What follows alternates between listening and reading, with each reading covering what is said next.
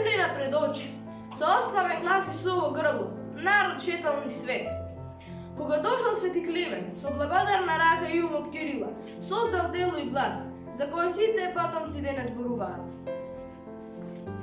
Свети Климент Охридски е еден од првите средновековни словенски светци, научни писатели, просветител на словените. Свети Климент Охридски е најдаровниот ученик на апостолите словенски браќа Свети Кирил и Методий. Свети Климент Охридски животот го посвети за азбуката. Живеел во втората половина на 9 век и првата четвртина на 10 век. Со своите уши тој ги слушал дивните божествени и евангелски зборови, а со своите очи тој ги гледал своите богозарени ликови и евангелски дела. Браќа, да се потрудиме да направиме богоугодни дела, зашто преку тие дела ќе се наречеме синови Божи.